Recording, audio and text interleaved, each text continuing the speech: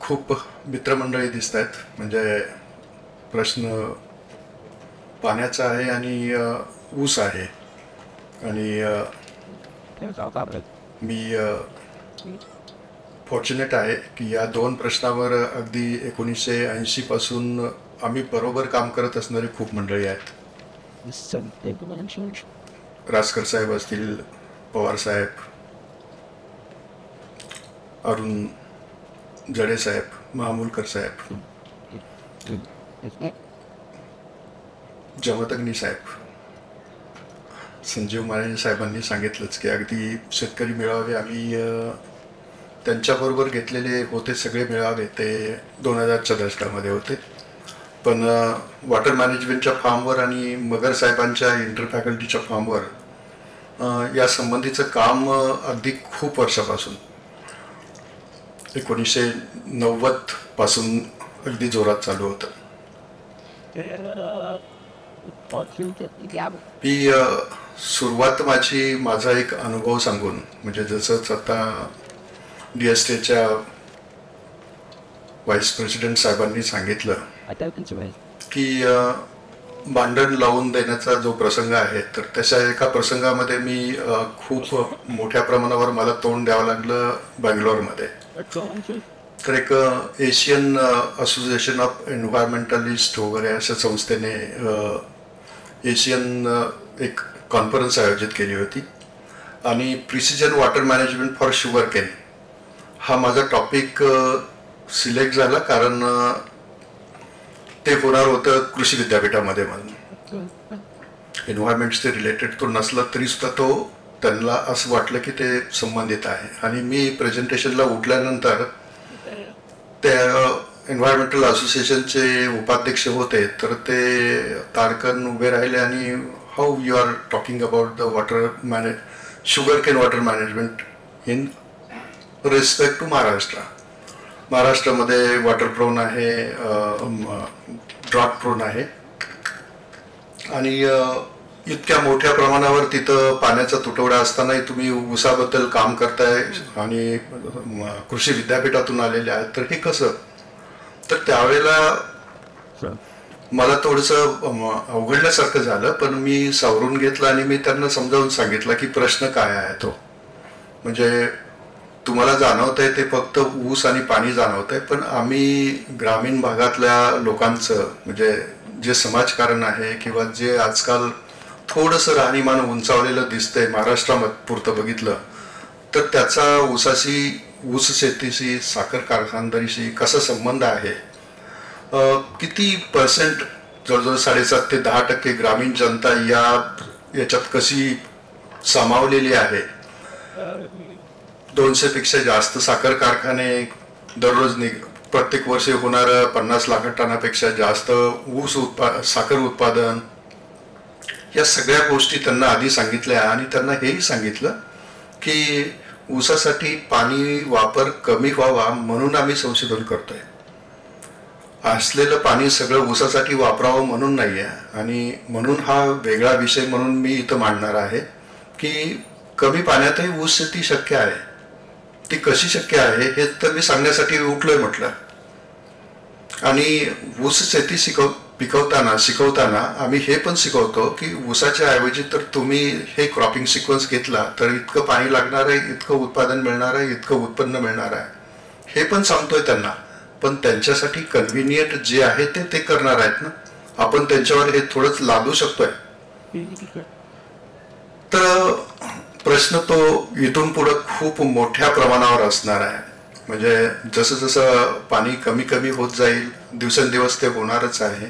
मी त्या टॉपिकवर येणारच आहे की जगातलं पहिला देश आणि पहिलं राज्य म्हणून केपटाऊनबद्दल आपण ऐकलेलं असाल की 2018 साली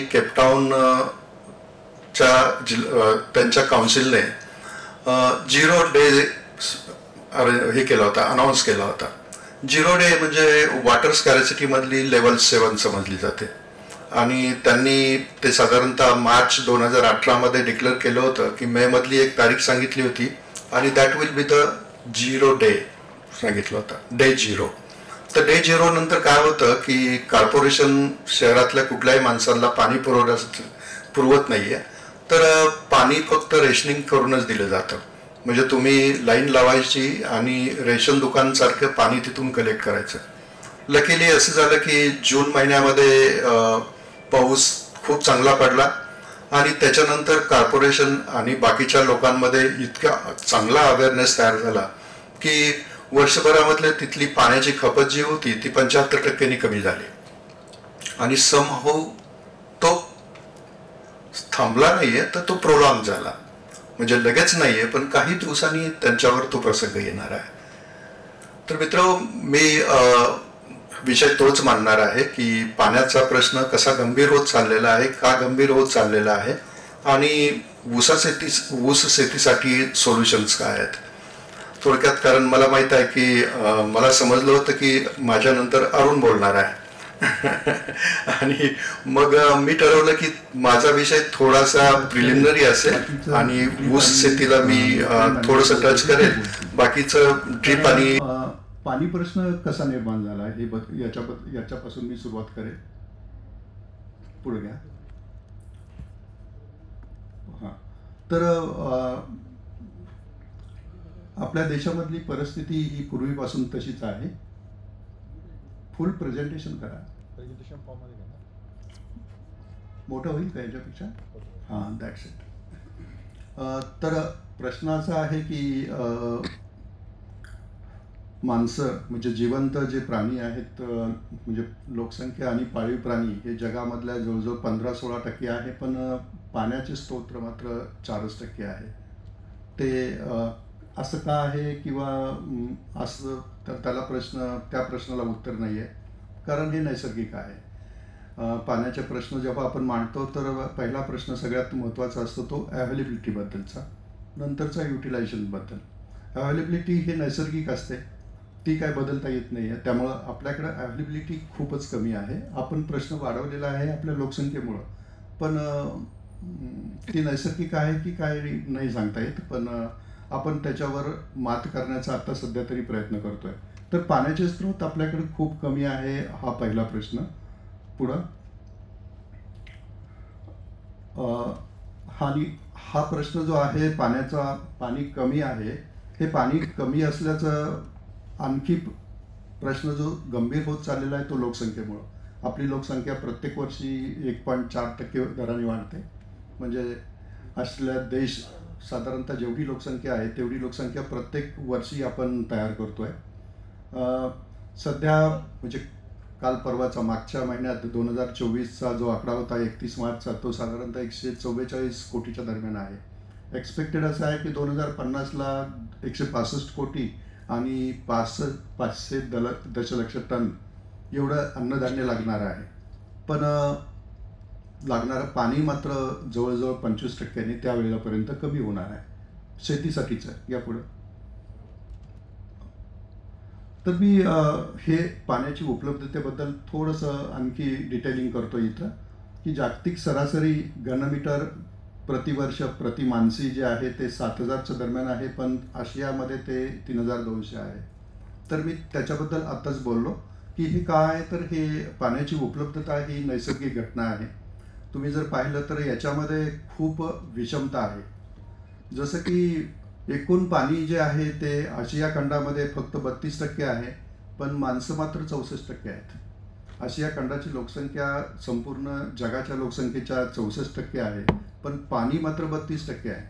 आणि आता तुम्ही तोच जर बदल दक्षिण अमेरिकेमध्ये पाहिला तर पाणी तिथं 25% आहे, पण लोकसंख्या 5% आहे. आशिया खंडामध्ये जर बघितलं ऑस्ट्रेलियामध्ये बघितलं, ऑस्ट्रेलिया न्यूझीलंडमध्ये, तर लोकसंख्या 1% आहे, पण पाणी 5% आहे. म्हणजे ही व्यस्तता जी आहे, ती विषमता जी आहे, तर ती विषमता आहे नैसर्गिक. हे पूर्णपणे निसर्गावर अवलंबून आहे. आणि हा जो इंडिकेटर आहे की पाणी किती आहे, प्रति माणशी प्रतिवर्ष किती पाणी तयार होत आहे, हे खूप महत्त्वाचा घटक आहे. पाणी जर 1700पेक्षा जास्त असेल, 1700 घनमीटरपेक्षा जास्त असेल, तर तिथं पाणी ते सफिशियंट समजलं जातं. 1700 म्हणजे पाणी टंचाई झालं, आणि 1000पेक्षा कमी झालं तर पाण्याचे दुर्भिक्ष समजलं जातं. म्हणजे जसं आता मी उल्लेख केला तसे काही देश. पण भारतामधले मी येणार आहे भारतामध्ये एवढं कमी आहे, महाराष्ट्रामध्ये आणखी त्याच्यापेक्षा कमी आहे. 841 घनमीटर जर 70% पाऊस धरला, 100% धरला तर 1000पेक्षा जास्त नक्की होत आहे, म्हणजे 1200 होत आहे. पण आपल्या देशामध्ये ती आत्ताच साधारणतः 1819 आहे. म्हणजे टंचाईला आपण स्पर्श करतोय. टंचाई आहे आपण असं गृहीत धरलं तरी चालेल. काही नद्यांची खोरे जशी आहेत, महानदी वगैरे, तिथं ऑलरेडी 1000पेक्षा कमी गेलेलो आहेत आपण. महाराष्ट्रातले सुद्धा काही प्रांत, काही भाग असे आहेत की तिथं 1000 घनमीटर प्रतिमानसी प्रतिवर्षापेक्षा कमी पाऊस आहे. पुढे घ्या. तिथं तेवढी उपलब्धता पाण्याची कमी आहे. आता इथं आपण जर या भागामध्ये जर बघितलं की बाकीच्या देशांमध्ये किती पाणी आहे, आता बाकीच्या सगळ्यांचं जर कंपॅरिझन सोडून दिलं, पण भारत, चीन आणि ब्राझील या 3 देशामध्ये कंपॅरिझन करा. मी मुख्यत्वे करून या 3 देशामध्ये कंपॅरिझन का करतोय, कारण ही तिन्ही जे आहेत ते कृषीप्रधान देश आहेत. साधारणतः ॲग्रिकल्चर जास्त मोठ्या प्रमाणावर होणारे ते 3 देश आहेत. तिथं बघितलं तर भारतात 1800 आहे, चीनमध्ये साधारणतः 2200 आहे, ब्राझील जसं की दक्षिण अमेरिकेबद्दल मी बोललो तिथं भरपूर प्रचंड पाणी आहे. त्यांच्याकडे 47,000 लिटर पाणी क्युबिक मीटर पाणी प्रत्येक वर्षी प्रतिमानसी आहे. म्हणजे सगळ्या जगाच्या तुलनेने बघितलं, इराणसारखा अरब कंट्रीजमधला देश सोडला तर बाकी सगळ्याच्या तुलनेने आपल्याकडे पाणी कमी आहे. त्याला कारण लोकसंख्या. पुढं हाही खूप महत्त्वाचा घटक आहे की भारत, चीन आणि ब्राझीलमध्ये तुम्ही बघा की शेतीसाठी वापरलेलं पाणी जे आहे ते साधारणपणे 83%, 78% आणि 61% आहे. या तिघांचं कंपॅरिझन आपण करायचं आहे. कारण असं की हे 3 देश जे आहेत ते त्यांच्या म्हणजे एक 3 वेगवेगळ्या पायऱ्यांवर आहेत. म्हणजे आपण 10 वर्षानंतर किंवा 15 वर्षानंतर आपली अर्थव्यवस्था साधारणतः चीनसारखी होईल आणि त्याच्यानंतर कधीतरी ब्राझीलसारखी होणार आणखी एखाद्या दुसऱ्या देशाने, की त्यावेळेला मॅक्झिमम पाणी जे आहे ते औद्योगिकीकरणासाठी आणि घरगुती कामासाठी जेव्हा शहरीकरण जास्त होईल तेव्हा वापरलं जाईल. म्हणजेच असं होणार आहे की 2 ते 3 दशकामध्ये आपण साधारणतः 7%च्या दरम्यानच आपल्याला सुद्धा पाण्याची उपलब्धता असणार आहे शेतीसाठी. पुढे घ्या. आणि तोच हा भारतासाठीचा जर तुम्ही पाहिलं की पाण्याचा वापर जर पुढच्या 50-25 वर्षात जर बघितलं तर तो असाच सिंचनासाठीचा जो पाण्याचा वापर आहे तो 64%पर्यंत, म्हणजे जसं आता आपण पाहिलं की ब्राझीलमध्ये आत्ता सध्या जी परिस्थिती आहे ती परिस्थिती आपल्याला 2050मध्ये येणार आहे. कारण ऊर्जेसाठी, इंडस्ट्रीसाठी आणि घरगुती वापरासाठी जे पाणी असणार आहे ते पाणी इतर कारणासाठी, सगळ्याच गोष्टीसाठी पाणी आपल्याला लागणार आहे आणि त्यावेळेला सिंचनासाठीचं पाणी आपलं कमी होणार आहे. पुढे घ्या. पाण्याचा प्रश्न जेव्हा आपण बोलतोय आणि त्याच्यामध्ये हवामान बदल न बोलणं हे पूर्णपणे चुकीचं होईल. पाण्याचा प्रश्न जो आहे ते हवामान बदलामुळं आणखी जटिल बनलेला आहे. आपण जर बघितलं की हवामान बदलाचे सगळे मॉडेल्स पाहिले किंवा हवामान बदलाबद्दल जर आता प्रेझेंट काय दिसते आपल्याला बघितलं तर एक्स्ट्रीम इव्हेंट जे आहेत त्याची तीव्रता आणि त्याची फ्रिक्वेन्सी वाढलेली आहे. एक्स्ट्रीम इव्हेंट्स म्हणजे काय? पूर किंवा दुष्काळ ह्या दोन्ही एक्स्ट्रीम इव्हेंट्स आहेत आणि त्या दोन्हीची तीव्रता जी आहे आणि त्याची फ्रिक्वेन्सी सुद्धा, वारंवारता जी आहे ती वाढलेली आहे. त्यामुळे तुम्हाला दिसत आहे आणि या दोन्ही गोष्टी ज्या आहेत पाण्याच्या एकूण उपलब्धतेवर खूप मोठा परिणाम करणाऱ्या आहेत. खूप आता सध्या जे पुढचं 50 वर्षात किंवा 60 वर्षात काय होईल याच्या संबंधीचे जे प्रेडिक्शन चालू आहेत तर ते मुख्यत्वे करून इंडियन इन्स्टिट्यूट ऑफ सायन्सेसचे आणि IIT मुंबईचे जे काय मॉडेल्स आहेत ते मॉडेल्स काय सांगतायत आपल्याला, पुढचं दाखवा, की आपल्याला असं दिसतंय की बहुतेक सगळ्या नद्यांच्या खोऱ्यांमध्ये पाणी जे पाऊस जो पडणार आहे त्याच्यामध्ये फारसा बदल होणार नाही आहे. पाऊस आपल्याला थोडासा वाढतानाच दिसतोय, पण पावसाचे दिवस जे आहेत ते मात्र ड्रास्टिकली कमी होत आहेत. म्हणजे तेवढाच पाऊस पडेल पण कमी दिवसामध्ये पडेल. म्हणजे ॲग्रिकल्चरच्या दृष्टीने ते अजिबात हेल्पफुल नाही आहे. म्हणजे पिकांसाठीचं जे पाण्याची उपलब्धता आहे ती निश्चितपणे कमी होणारी आहे. आणि दुसरं म्हणजे जनरल आपलं जे ॲक्च्युअली इव्हापोट्रान्सपिरेशन आपण म्हणतो, म्हणजे पाण्याची पिकाची गरज जी आहे ती फारशी बदलणार नाही आहे, पण पाण्याची उपलब्धताच फ्युचरमध्ये कमी होणार आहे. आणि सगळ्यात महत्त्वाची म्हणजे त्याच्यामध्ये खूप अनसर्टिनिटी, म्हणजे पाणी असेल नसेल याच्याबद्दल आपल्या मनामध्ये नेहमी साशंकता असणार आहे. त्यामुळं प्लॅनिंगसाठी आपल्याला खूप डिफिकल्ट जाणार आहे. जसं आता मागचं हे वर्ष आणि पुढचं वर्ष असं समजलं जातं आहे की यावर्षी पाऊस खूप कमी झाला मागच्या वर्षी, यावर्षी मात्र थोडासा जास्त होईल की काय अशी शंका वाटते. पुढे घ्या. पाण्याचा प्रश्न आणखी मोठा का होतोय तर आपली एकंदरीत उत्पादकता, मी प्रोडक्टिव्हिटी बदलतोय.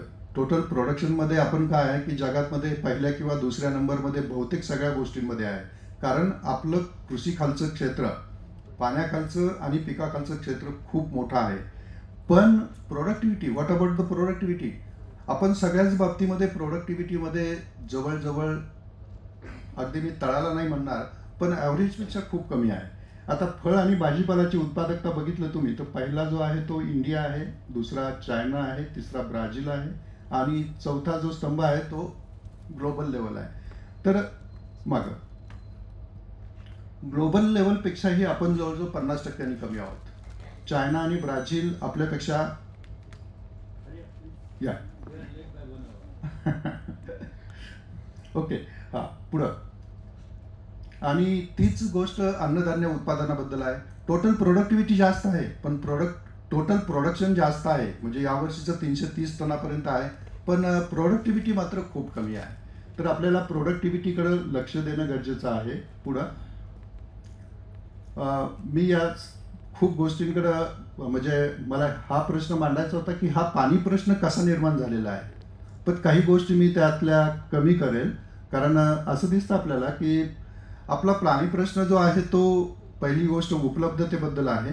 उपलब्धता कमी आहे, पण मी असं म्हणलं होतं की ती निसर्गात आहे. पण आपला खरा प्रश्न जो आहे तो युटिलायझेशनचा. आपण युटिलायझेशन, अगदी मगाशी बोगळे साहेबांनी सांगितलं, खूप चांगल्या प्रकारे त्यांनी परखडपणे सांगितलं की उपलब्धतेबद्दल, युटिलायझेशनबद्दल अजिबात सिरियसनेस नाही आपल्याकडं. आता जसं हे बघितलं की कालव्यामधली सिंचन क्षमता 30% आहे. अगदी आशिया खंडातल्या सगळ्या देशांमध्ये आपण शेवट आहोत. मी इथं युरोप, अमेरिका तिकडचे कम्पॅरिझनच केलेलं नाही आहे. आपल्या शेजारी पाजारी देशांपेक्षाही आपण 10%, 15% कमी आहे. पुढं महाराष्ट्रातली परिस्थिती, म्हणजे देशातली परिस्थिती आणि महाराष्ट्रातली परिस्थिती आणखी त्याच्यामध्ये खूप कारण आहे. पुढे घ्या, पुढे घ्या. हां, इथं मी भारत, एक मागं एकच मिनिट, मी भारत आणि महाराष्ट्राची तुलना करतोय, देशाची आणि महाराष्ट्राची. महाराष्ट्रात देशाच्या तुलनेने आणखी खूप मोठे प्रश्न निर्माण झालेले आहेत. तुम्ही जर सहज स्टॅटिस्टिककडे वळलात तर तुम्हाला दिसेल की सगळ्यात जास्त लाईव्ह स्टोरेज, म्हणजे 37 बिलियन क्युबिक मीटर महाराष्ट्रात आहे. देशामधल्या कुठल्याही राज्यामध्ये आहे त्याच्यापेक्षा जास्त लाईव्ह स्टोरेज महाराष्ट्रात आहे. देशामध्ये कुठेही नाही तेवढी कॅनॉलची लांबी आपल्याकडे आहे, पण देशभरामध्ये 44-45% सिंचन क्षमता आहे, आपल्याकडे 18%च आहे. कारण काय आहे? कुणीतरी त्याच्या तळाला कोणीतरी जायला पाहिजे, रूटला जायला पाहिजे, त्याच्यावर विचार व्हायला पाहिजे. पुढे घ्या. विहीर, आपल्याकडे ग्राउंड वॉटरची उपलब्धता खूप कमी आहे तुलनेने नॉर्थ इंडिया. वाय? कारण ते सुद्धा मी सांगितलं, हे मात्र सरळ सरळ नैसर्गिक आहे. उपलब्धता सगळी नैसर्गिक असते. ग्राउंड वॉटर जास्त असणं किंवा कमी असणं हे तुमचं सॉईल टाईप कुठलं आहे आणि खाली पॅराइड मटेरियल कुठलं आहे. आपल्याकडची काळी जमीन आणि बॅसॉल्ट या दोन्हीही ग्राउंड वॉटरला अजिबात चांगलं नाही आहे. त्यामुळं आपल्याकडे ग्राउंड वॉटर उत्तर भारतापेक्षा अर्ध्यापेक्षा कमी आहे. पुढे घ्या, पुढे घ्या. तर प्रश्न आणि सोल्युशन दोन्ही आहे. प्रश्न हा आहे की भविष्यामध्ये पाणी कमी होत जाणार आहे, म्हणजे आत्ता जेवढं पाणी आहे त्याच्यापेक्षा अर्ध साधारणतः पाणी होणार आहे आणखी 2 किंवा 3 दशकामध्ये. पण उत्पादन मात्र आत्ता जे आहे त्याच्यापेक्षा 1.5 पटीने वाढवणं गरजेचं आहे. म्हणजे अन्नधान्य उत्पादन असेल, फळे भाजीपाला असेल. आणि अशा परिस्थितीमध्ये सोल्युशन फक्त एकच आहे आणि ते म्हणजे आधुनिक सिंचन पद्धतीकडेच आपण जाणं गरजेचं आहे. पुढे घ्या. माने साहेब म्हटलेच होते की फायदे तोट्यांकडे फारसं बघू नये. मी फारसं बघणारच नाही आहे. मी त्यातल्या फक्त एक किंवा दोनच गोष्टी स्ट्रेस करेल, ती म्हणजे कार्यक्षमता, उत्पन्न, रोजगार ते झालं. फक्त क्वालिटी ऑफ द प्रोड्यूस. आपण बऱ्याचदा ठिबक सिंचन म्हटलं की एकच गोष्ट पाहतो की पाणी वाचवणं किंवा जास्त एरिया इरिगेशन खाली आणणं, पण आपण मार्केटेबल प्रोड्यूसकडे बघत नाही आहे. खरं तर मी म्हणेल की ठिबकचा आजचा सगळ्यात मोठा फायदा जर कुठला असेल तर प्रोड्यूसची जी क्वालिटी आहे आणि मार्केटेबल त्याला रेट जो मिळतो तो मात्र इतर कुठल्याही सिंचन पद्धतीपेक्षा खूप जास्त आहे. आणि ठिबक सिंचनचं जेव्हा आपण उत्पादकता काढतो, पाण्याची उत्पादकता किंवा त्यातून मिळणारा नेट बेनिफिट वगैरे वर्कआउट करतो, तर त्यावेळेला प्रत्येक वेळेला आपल्या लक्षात येतं की हे प्रोड्यूसला मार्केटमध्ये जी व्हॅल्यू मिळते, म्हणजे स्पेशली भाजीपाला आणि फळं, त्याला सगळ्यात महत्त्वाचं कारण म्हणजे ठिबक आहे. नंतर पाणी बचत आहे, विजेची बचत. आपण या गोष्टीकडे पण दुर्लक्ष करतो की विजेची बचत काय आहे की पाणी तुम्ही लिफ्ट कमी करताय तर त्याचा अर्थ असाच आहे की त्याला वीज सुद्धा कमी लागणार आहे. 2 किंवा 3 पटीने सिंचन क्षेत्रामध्ये वाढ होते. 2 की 3 होईल. बघा तुम्ही की जेव्हा सबसर्फेस खाली आपण शुगरकेन घेतोय तर जवळजवळ 70% पाणी बचत झालेली आहे. 50% पाणी बचत झाली याचा अर्थ डबल क्षेत्र वाढलं. 70% बचत झाली याचा अर्थ जवळजवळ 3 पटीने तुमच्या क्षेत्रामध्ये, इरिगेशनच्या क्षेत्रामध्ये वाढ होणार आहे. सिंचनातून खत देता येतात. पुढं घ्या. जसं की ठिबक किंवा तुषार करायचं असेल तर तुम्हाला वॉटर सोर्स पाहिजे, आणि आजकाल गव्हर्नमेंटनी ही खूप मोठी एक योजना आहे. त्याच्याबद्दल काही प्लस असतील, मायनस असतील, पण माझ्या दृष्टीने मला असं वाटतं की ठिबक सिंचनासाठी हे खूप खूप मोठी एक संरक्षक म्हणजे स्टोरेज असणं जे गरजेचं आहे, आणि ज्यांच्याकडे स्टोरेज नाही आहे ते याचा वापर करू शकतात. पुढं तुषारबद्दल मी फारसं नाही बोलणार. पुढं घ्या. ठिबक सिंचनामध्ये वेगवेगळ्या पिकाखाली वेगवेगळ्या आपल्याला त्याचा रिझल्ट आपल्याला मिळालेला आहे. खूप चांगले रिझल्ट मिळालेले आहेत. अगदी उत्पन्नातली वाढ जी आहे ती 10% अगदी 40-50% पर्यंत आहेत, आणि पाण्याची बचत जी आहे ती 70% पर्यंत आहे. पुढं मी हे 1-2 डायव्हर्स थिंग तुम्हाला दाखवायसाठी आणलेल्या होत्या की ठिबक सिंचन कशासाठी पॉसिबल आहे. तर ठिबक सिंचन कशासाठी पण पॉसिबल आहे. पूर्वी असं होतं की रो क्रॉप्स असायला पाहिजे, त्याचं रोमधलं अंतर जास्त असायला पाहिजे, किंवा ऑर्चर्ड क्रॉप असायला पाहिजे. पण आता या सगळ्याच्या पलीकडे आपण पोहोचलेलो आहे. आम्ही आमच्या फार्मवर हे सिद्ध केलेलं आहे, अरुणने बघितलेलं आहे की एव्हरी क्रॉप्स, म्हणजे मका, गहू खूप चांगलं. पुढं घ्या. भातासाठी, म्हणजे राहुरीसारख्या ठिकाणी भातासाठी ठिबक सिंचन वापरलेलं आहे, सक्सेसफुली वापरलेलं आहे. अगदी 1 पंचमांश पाण्यामध्ये भात आल्याचं आपल्याला तिथं दिसलेलं आहे. Everything is possible. ठिबक सिंचन फॉर शुगरकेन बद्दल मी थोडंसं बोलेल. पुढे घ्या. तर ऊसासाठी जे काही काम झालेलं आहे तर त्याचं मी थोडक्यात, माझा अजून 7 मिनिट वेळ उरलेला आहे रसकर साहेब. तर ठिबक सिंचन ऊसासाठी जे आहे तर त्याच्यामध्ये अगदी म्हणजे 15 ते 20 टेक्नॉलॉजी फक्त वॉटर मॅनेजमेंटमध्ये आम्ही दिलेलं आहे. म्हणजे ठिबक सिंचन म्हणजे वेगवेगळ्या सिंचन पद्धतीमध्ये कुठली सिंचन पद्धत चांगली असेल.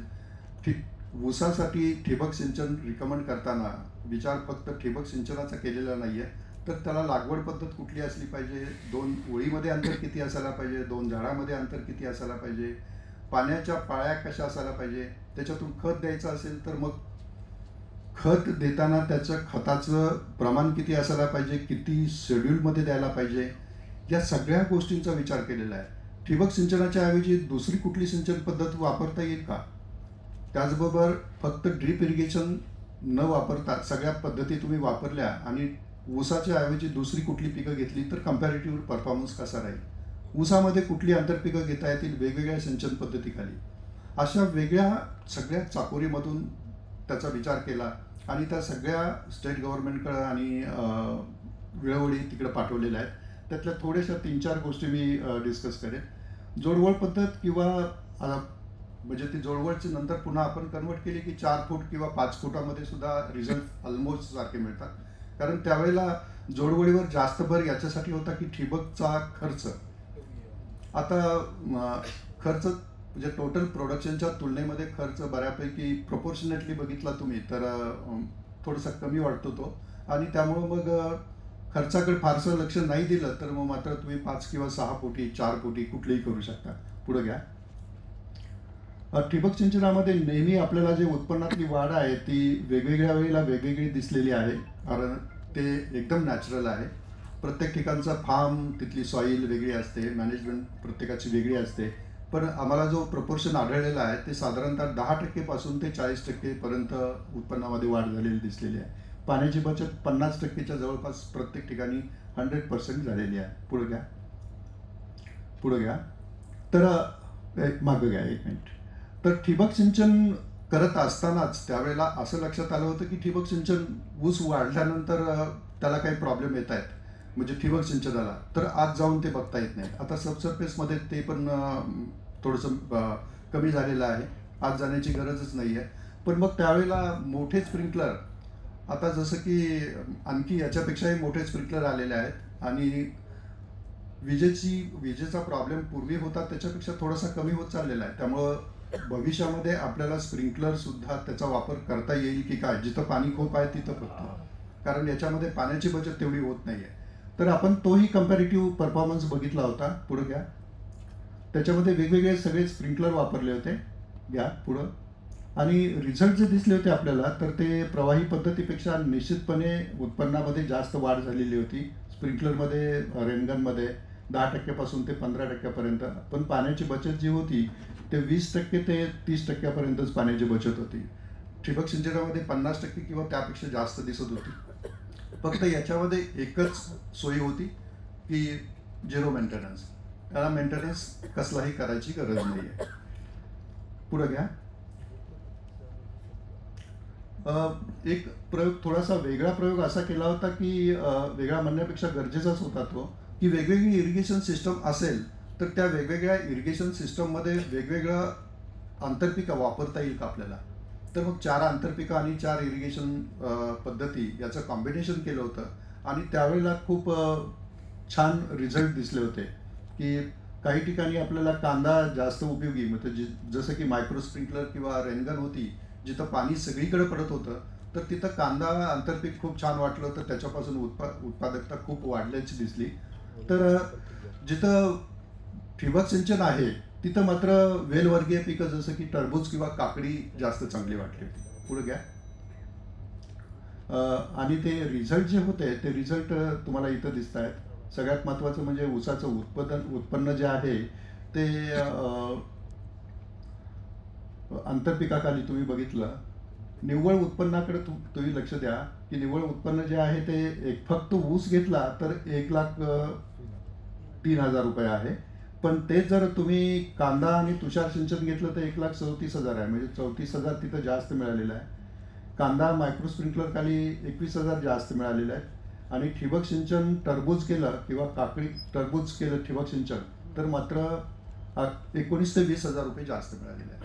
म्हणजे बऱ्यापैकी म्हणजे थोडासा प्रोडक्शनचा जो एक्सपेंडिचर आहे तो या आंतरपिकामधून जे एक्स्ट्रा बेनिफिट मिळत आहेत त्याच्यातून भरून निघत आहेत. पुढे घ्या. सबसर्फेसचा खूप एक्सपेरिमेंट घेतलेले आहेत. पुढे घ्या. तर त्याच्यामध्ये आपल्याला जे दिसलेलं आहे ते असं आहे, सबसर्फेसचं जे उत्पन्नावरचा परिणाम आहे तर त्याच्यामध्ये असं दिसलं की पाण्याचा वापर तुम्ही 60% जरी कमी केला तरीसुद्धा त्याच्यामध्ये फारसं प्रोडक्शनमध्ये फार फरक पडत नाही आहे. आणि पाणी 2, 3, 5 दिवसामध्ये 3 दिवसानंतर जरी पाणी दिलं तरीसुद्धा सफिशियंट होत आहे असं दिसलं. म्हणजे कसं की याच्यामध्ये स्पष्ट जाणवत होतं की पाणी ठिबक सिंचनपेक्षाही जवळजवळ 30 ते 40% पाणी आपण वाचू शकतो. अगदी 30% तरी सहज. म्हणजे पाणी, टोटल पाणी जे ठिबक सिंचनामध्ये 50% वाचवतो ते इथं जवळजवळ 70% बचत आपल्याला जाणवलेली आहे. पुढे घ्या. फर्टिगेशन बद्दलची एकच एक्सपेरिमेंट मी दाखवणार आहे. पुढे घ्या. तर ऊसाचं उत्पन्न जर तुम्ही बघितलं, पुढे घ्या. अच्छा पुढं. हां, तर इथं दिसेल तुम्हाला की 100% विद्राव्य खतं दिलं तर उत्पन्न जे आहे ते 217 टन मिळालेलं आहे. पारंपरिक खता आणि ठिबकमध्ये 185 टन मिळालं आहे आणि पारंपरिक खतं आणि प्रवाही सिंचन जर असेल तर 155 टन मिळालेलं आहे. म्हणजे काय की तुम्ही जर फक्त ठिबक सिंचन वापरलं तर उत्पन्नामध्ये 20% वाढ झालेली आहे. पण ठिबक सिंचन प्लस फर्टिगेशन वापरलं तर 39.72 म्हणजे 40% तुमचं उत्पन्नामध्ये वाढ झालेली आहे. पुढं आणि इथं फक्त निव्वळ अधिकतम उत्पन्न जर तुम्ही बघितलं तर ठिबक सिंचन फक्त वापरलं तर तुम्हाला ॲडिशनल 28,000 रुपये मिळालेले आहेत आणि जर ठिबक सिंचन प्लस फर्टिगेशन केलं तर ॲडिशनल 44,000 मिळालेले आहेत. म्हणजे फर्टिगेशन केलं तुम्ही तर मला असं दिसतं याच्यातून की 2 किंवा 2.5 सीझनमध्ये ठिबक सिंचनासाठी केलेला साधारणतः लाखभराचा जो हेक्टरी खर्च आहे तो तुमचा पूर्णपणे भरून निघतो. पुढे घ्या. That's all. Thank you very much. Thank you.